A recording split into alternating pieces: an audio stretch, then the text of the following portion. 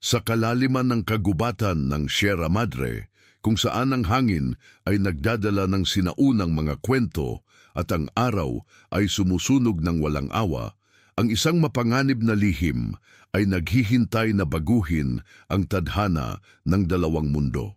Ang buwan ay mataas na sa kalangitan nang makarinig si Takoda ng isang tunog na hindi dapat naroon, isang iyak ng sanggol na tumatagos sa katahimikan ng gabi tulad ng patalim sa balat. Huminto siya sa gitna ng landas, ang kamay ay kusang pumunta sa kutsilyo, sa baywang. Ang mga bago ko ipagpatuloy ang kwento, sabihin mo sa akin, saan ka man sa mundo, kilala mo ba ang pakiramdam ng pagpili sa pagitan ng utos at konsensya? Iyon ang sandaling hinaharap ngayon ni Takoda. Ang taong 1847 ay brutal para sa lahat ng nabubuhay sa rehiyon. Ang digmaan sa pagitan ng Mexico at Estados Unidos ay nag-iwan ng mga sugat na mas malalim pa sa anumang kutsilyo. Ang mga Apache na namumuhay sa kanilang lupain ng libu-libong taon ay nakikipag-away para sa bawat pulgada ng teritoryo laban sa mga sundalo, mga ranchero at mga dayuhang nagsasabing pag-aari na nila ang lupa. Si Takoda ay dumating sa rehiyong ito bilang bahagi ng isang malaking grupo. Sinalakay ang mga karawan na dumaan sa ang bahay na natagpuan niya ay tila natira mula sa impyerno. Ang mga dingding na adobe ay may mga lamat bunga ng apoy. Ang bubong ay bumagsak sa isang gilid. At sa loob, sa gitna ng putik at tabo, nakita niya ang babae. Buhok na itim na nakalugay sa mukha, balat na maputi, ngunit puno ng mantsa ng putik at dugo, mata na puno ng takot at desperasyon na mas matindi pa sa anumang nakita niyang kaaway sa labanan. Sa kanyang mga bisig, 3 sanggol na nakabalot sa lumang kumot, ang kanilang mga mukha ay pula. Por favor, bulong niya, ang tinig ay halos wala. No los lastimes, toma lo que quieras, pero déjalos vivir. Si Takoda ay dapat umalis. Dapat niyang baliwalain ang eksena at bumalik sa kanyang mga kasamahan. Ngunit may isang bagay sa paraan ng pagtitig ng babae. Isang desperasyon na nagsasalita hindi lamang para sa sarili kundi para sa 3 buhay na nakasalalay sa kanya. Nakita niya ang katawan ng lalaki sa labas. Marahil ang asawa, patay na matagal na, nilapastangan ng mga bandido o sundalo na dumaan bago pa siya makarating. Ang babae ay nag-iisa, walang pagkain, walang proteksyon, walang pag-asa. Dapat niyang patayin sila. Iyon ang gagawin ng kahit sinong tunay na mandirigma. Iyon ang inaasahan ng kanyang tribo. Ngunit sa halip, natagpuan niyang sinasabi ng mga salitang hindi niya inakala na kailanman maririnig mula sa sariling bibig. Sumama ka. Ang pangalan ng babae ay Elena. 30 anyos, balo na 3 linggo pa lamang, naiwan na mag-isa sa gitnang walang tao matapos atakihin ang kanyang maliit na rancho ng mga renegado. Ang 3 sanggol, lahat lalaki, ay ipinanganak lamang 2 buwan na ang nakakalipas. Walang iba pang pamilya, walang lugar na pupuntahan, walang paraan upang mabuhay sa lupang ito na kumakain ng mahihina ng buo. Si Takoda ay hindi dapat makialam, ngunit gabi-gabi sa mga sumunod na araw, bumalik siya sa lugar na iyon. Ang kanyang tribo ay hindi nakaalam. Hindi sila maaaring makaalam. Ang pagtulong sa isang dayuhan, lalo na sa isang Mexican, ay paglabag sa pinakasagradong mga patakaran. Sinantan, ang pinuno ng kanilang grupo, ay isang lalaking walang awa. Ang kanyang puso ay naging bato matapos patayin ng mga sundalo ang kanyang sariling pamilya. Para sa kanya, ang bawat dayuhan ay kaaway, bawat isa ay dapa, tis mamatay upang bayaran ang dugo ng kanilang mga nawawalang kapatid. Si Takoda ay kilala bilang isa sa pinakamahus lumipas, ang mga araw na parang isang ritual ng panganib. Tuwing madaling araw, bago gumising ang iba, si Takoda ay umaalis mula sa kampo sa dahilan ng paghahanap ng hayop o pagsisiyasat ng teritoryo. Pumupunta siya sa bahay ni Elena, dala ang anumang mahanap niya, mga babaing gulay, karne ng kuneho, minsan lamang tubig na sapat para makaligtas ang ina at mga anak sa isang araw pa. Si Elena sa simula ay takot pa rin. Ang mga mata ay sumusubaybay sa bawat galaw niya na parang naghihintay ng dagok na hindi ko maintindihan, sabi niya isang gabi. Ang mga mata ay puno ng luha ng pasasalamat. Bakit mo ako tinutulungan? Ang iyong mga tao at ang aking mga tao ay nagkakapatayan. Si Takoda ay hindi sumagot agad. Hindi niya alam kung paano ipaliwanag sa wikang hindi niya lubos na nauunawaan ang dahilan na kahit siya ay hindi sigurado. Sa huli, ang sinabi niya ay simpleng, hindi lahat ng digmaan ay tungkol sa pagpatay. Minsan ang manalo ay nangangahulugang piliin kung sino ka. Ngunit ang lihim ay hindi maaring manatiling nakatagong magpakailanman sa mundo kung saan ang mga mata ay nasa bawat sulok ng kagubatan. Si Chitsa, isang babing mandirigma na matagal nang may pagtingin kay Takoda, ay napansin ang kanyang mga kakaibang kilos. Nakita niya kung paano siya umaalis ng maaga, kung paano siya bumabalik na may amoy ng usok na iba sa kanilang apoy, kung paano siya nag-iingat na walang makakita sa daladala niyang pagkain. Ang kuryosidad ay naging suspetya at ang suspetya ay naging determinasyon na alamin ang totoo. Isang umaga, sinundan niya si Takoda sa kanyang paglalakbay. Ang paa ay walang tunog sa lupa. Ang nang makita ni Chitsa ang eksena, ang dugo ay nanlamig sa kanyang mga ugat. Doon, sa harap ng wasak na bahay, nakita niya si Takoda na nakaupo sa lupa kasama ang Mexican na babae. Ang tatlong sanggol ay natutulog sa isang malinis na kumot na walang dudan bumalik siya sa kampo na ang dibdib ay pumupusok sa galit at hindi maintindihang sakit. Si Takoda, na dapat ay para sa kanya o sa walang sinuman, ay naglalaan ng oras, ng yaman, ng proteksyon sa isang dayuhan. Hindi niya agad sinabi kay Nantan. Kinailangan niyang siguruhing walang pagkakamali. Kinailangan niyang malaman kung gaano kalayo ang pagtataksil ni Takoda. Ngunit sa kanyang puso, alam na niya ang sagot at alam niya na ang natuklasan niya ay sapat upang sirain ang lalaking hal niya at kamuhian ng 2 linggo pa ang lumipas bago kumilos si Chitsa. Sa panahong iyon, si Takoda ay nagpatuloy sa kanyang lihim na mga pagbisita. Si Elena ay nagsimulang lumakas. Nakakain na ng maayos, ang kutis ay bumalik sa kulay, ang mga mata ay hindi na puno ng desperasyon kundi ng isang bagay na mas mapanganib, pag-asa. Ang 3 sanggol ay lumalaki, ang kanilang mga iyak ay hindi na hiyaw ng gutom kundi normal na tunog ng mga sanggol na nakakaramdam ng seguridad. Isang gabi, habang si Takoda ay naghahanda ng Takoda, sabi niya, ngayong alam na ang kanyang pangalan matapos marinig niyang sinabi ni Chitsa nang hindi sinasadya. Bakit mo talaga ginagawa ito? Hindi ito dahil sa awa lamang. Nakikita ko sa iyong mga mata, may isang bagay na mas malalim. Tiningnan siya ni Takoda ng matagal. Ang mga mata niyang maitim na karaniwang walang emosyon sa labanan ay ngayong puno ng mga bagay na hindi niya masasabi. Sa huli, ang sinabi niya ay, nakita ko ang pamilya ko na namatay nang ako ay bata pa. Alam ko ang pakiramdam ng kawalan, ng pag-iisa sa mundo na walang pakialam kung mabubuhay ka o hindi.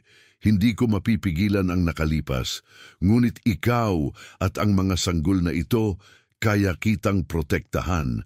At sa pagprotekta sa inyo, may binalik sa akin na nawalamat. Ang mga mata ni Elena ay nanggilid ng luha. Umabot siya, ang kamay ay nag-aatubiling tumama sa braso niya. Ang pagpindot ay mahina, ngunit para kay Takoda, parang kuryente, isang koneksyon na hindi niya naramdaman sa loob ng mga taon. Hindi siya umalis. Sa halip, hinayaan niyang manatili ang kamay na iyon.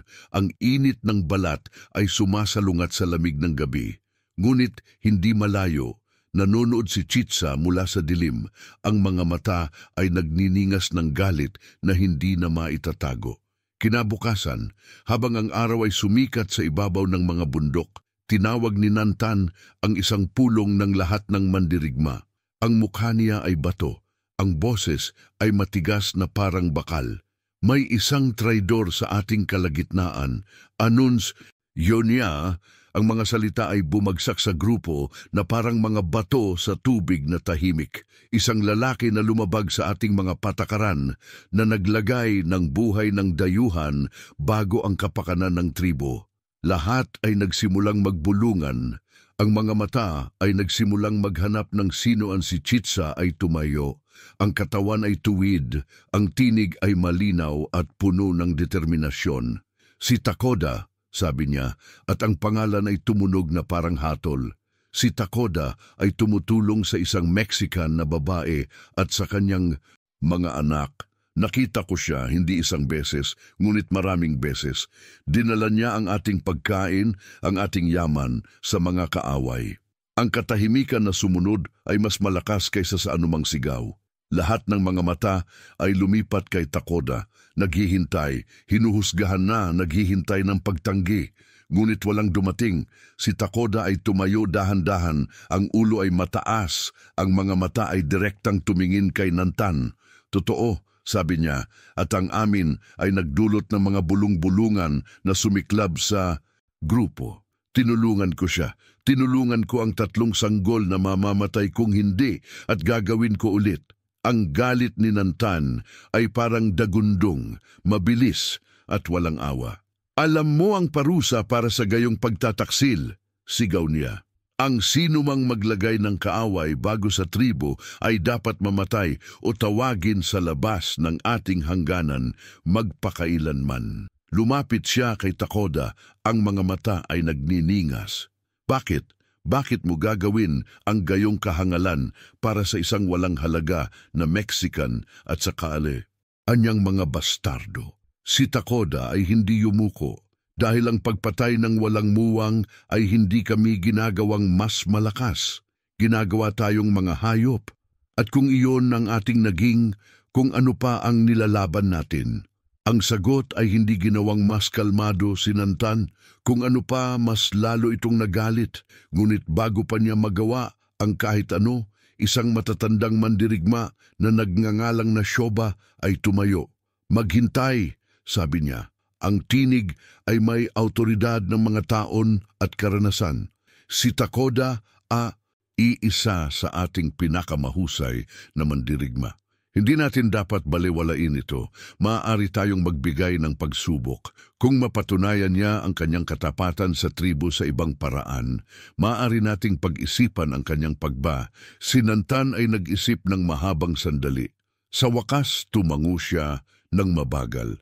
Pagsubok, sumangayon siya. Ngunit kung mabigo siya, siya ay magiging exile at ang babae at mga bata ay mamatay. Walang tuluyan para sa mga kaaway sa ating lupain.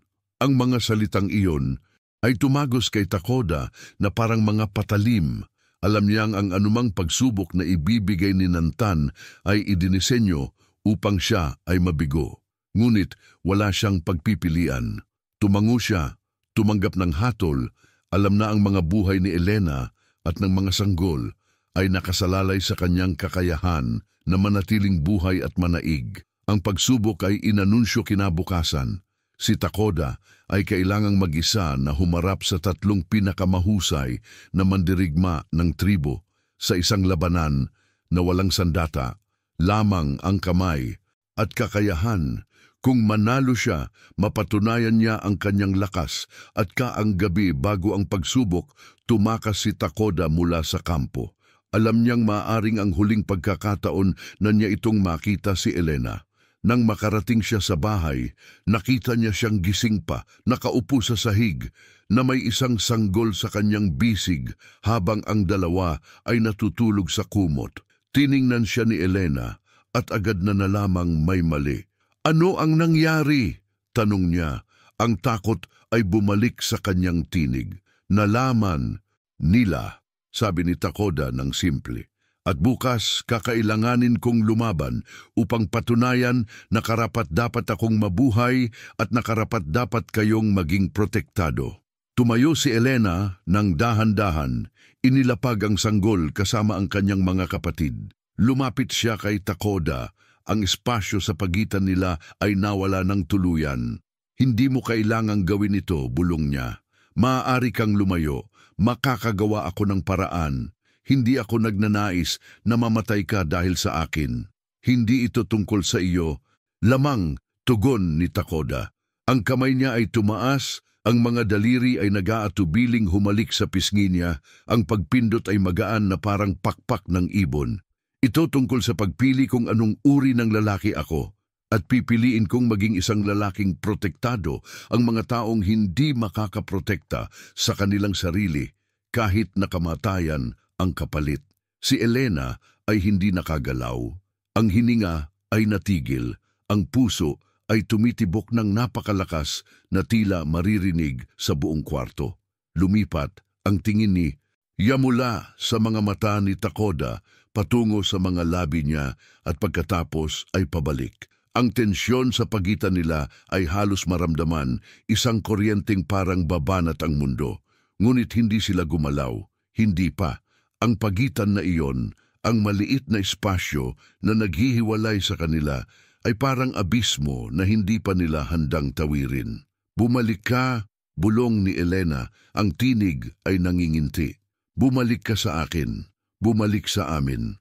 Tumango si Takoda, at pagkatapos tumalikod at nawala sa kadiliman ng gabi. Ang labanan ay naganap sa gitna ng kampo sa isang bilog na minarka ng mga bato. Ang buong tribo ay nanonood, ang mga mukha ay seryoso, ang mga mata ay hinuhusgahan.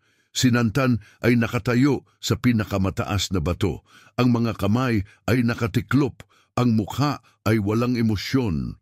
Sa kabila niya, si Chitsa ay nanonood din. Ang mga mata ay puno ng komplikadong emosyon, galit at sakit, at isang bagay na parang pag-asa na matalo si Takoda at manatili sa tribo. Ang tatlong mandirigma na haharap kay Takoda, mga kilalang lalaki, lahat mas malalaki, mas mabilis, mas brutal. Si Kele na may bisig na parang mga puno ng kahoy, si Ahiga na may bilis na parang apoy, si Nitis na may estratehiya na parang ahas. Tatlo laban sa isa, walang sandata, walang awa. Nagsimula ang labanan ng walang senyas. Si Kele ay sumugod una, ang kamao ay umikot sa direksyon ng ulo ni Takoda. Umilag si Takoda sa huling segundo, ang katawan ay lumipat na parang tubig, ang kamay ay humampas sa likod ng tuhod ni Kele. Ipinapadapa siya. Ngunit bago pa siya makabangon, si Ahiga ay naroon na, ang suntok ay tumama sa tagiliran ni Takoda. Ang hangin ay naubos sa kanyang baga. Natumba siya, ngunit gumulong agad, umiiwas sa tadyak ni Nitis na dapat sana durugin ang kanyang ulo. Ang labanan ay patuloy sa ganitong paraan, isang brutal na sayaw ng pagbagsak at pagtayo, dugo at pawis na dumaloy sa lupa.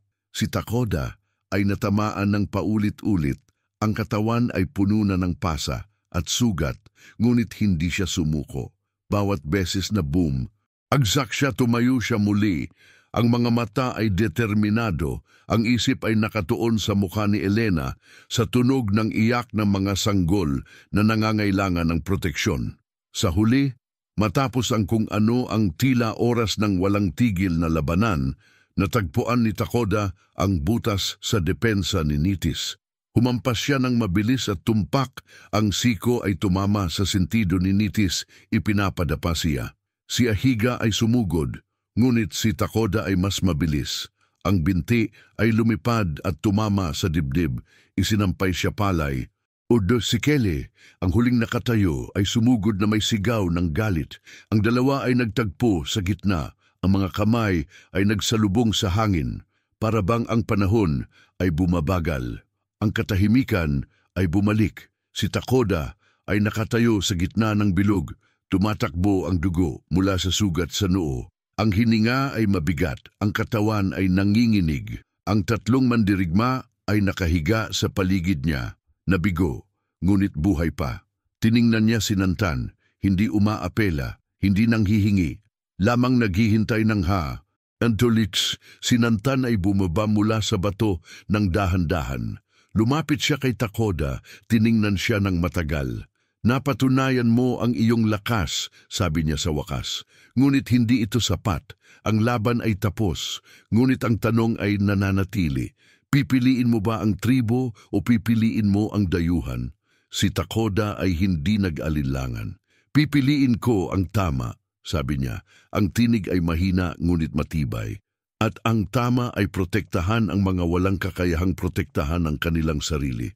Kung hindi eto tinatanggap ng tribo, kung gayon, wala na akong lugar dito. Ang mga mata ni Nantan ay kumintab ng isang bagay, respeto marahil o galit, mahirap sabihin. Sa huli, tumango siya. Umalis, sabi niya, kunin ang iyong dayuhan at ang kanyang mga bastardo. Umalis mula sa ating teritoryo, ngunit tandaan ito, Takoda, kung makikita ka pa dito, ikaw at ang mga kasama mo ay mamatay. Walang pag-asa, walang ikalawang pagkakataon. Si Takoda ay tumango. Alam niyang ito ang pinakamabuting resulta na makuk-uha niya. Tumalikod siya at naglakad patungo sa direksyon ng bahay ni Elena. Ang bawat hakbang ay masakit. Ang katawan ay sumisigaw ng pagod, ngunit ang puso ay may bagong layunin. Nang makarating siya, nakita niyang naghihintay si Elena sa pintuan. Ang mga mata ay puno ng luha ng takot at pag-asa. Nang makita niya si Takoda na buhay, tumakbo siya patungo sa kanya. Ang mga kamay ay yumakap sa kanya ng mahigpit kahit na alam niyang masakit ang katawan niya. Nabuhay ka, bulong niya paulit-ulit. Hindi, nabuhay ka. Nabuhay tayo, itinama ni Takoda. Ngunit dapat tayong umalis, hindi naligtas dito. Si Elena ay tumango, nauunawaan ng hindi kailangan ng maraming paliwanag. Magkasama, nagsimula nilang ayusin ang mga kakaunting gamit. Ang tatlong sanggol ay binalot ng maingat sa mga kumot. At sa ilalim ng liwanag ng buwan, ang tatlo na ngayong 4, 5 kung isasama ang mga sanggol, ay nagsimulang maglakad patungo sa hindi kilalang kinabukasan. Ang paglalakbay ay hindi madali. Ang Sierra Madre ay walang awa sa mga naglalakbay. Ang lupa ay bato, ang tubig ay bihira, ang panganib ay nasa bawat sulok. Ngunit bawat araw na lumilipas, ang koneksyon sa pagitan ni Takoda at Elena ay lumalaki. Ang respeto ay nagiging isang bagay na mas malalim. Ang pasasalamat ay nagiging pagmamahal. Hindi sinabi ng malakas, hindi pa, ngunit naroon sa paraan ng pagtingin, sa paraan ng paghawak, sa paraan ng pag-aalaga. Isang gabi, habang ang mga sanggol ay natutulog at ang apoy ay kumukunsamo sa lim, si Elena ay umupo sa tabi ni Takoda. Ang espasyo sa pagitan nila ay wala na, ang mga balikat ay magkadikit. Ang init ng katawan ay parehong isang kaginhawaan at isang kaguluhan. Salamat, sabi niya ng tahimik, para sa lahat. Hindi mo kailangang magpasalamat, tugon ni Takoda. Ginawa ko ito dahil hindi ko magawa ang iba. Hindi, sabi ni Elena, ang tinig ay mas matigas ngayon. Ginawa mo ito dahil mayroon kang puso na mas malaki kaysa sa anumang digmaan, kaysa sa anumang galit. At Hildon, nabuhay kami. Tumingin si Takoda sa kanya, ang mga mata ay nagsalubong sa liwanag ng apoy. At sa sandaling iyon, sa gitna ng kagubatan na walang tao, sa gitna ng mundo na gustong patayin sila, naramdaman nilang parang bahay ang kanilang paligid. Hindi dahil sa lugar, kundi dahil sa isa't isa. Ngunit ang mundo ay hindi pa tapos sa kanila. Sa ilayo sa kampo ng Apache, si Chitsa ay nanonood sa direksyon na tinungo nila. Ang puso ay puno ng galit na hindi pa namamatay. At mas malalayo pa, sa kabisera ng mga sundalo, ang mga plano ay ginagawa, mga plano na magdadala ng digmaan sa lugar na inakala nilang ligtas. Dahil sa mundo ng 1847, walang tunay na ligtas na lugar.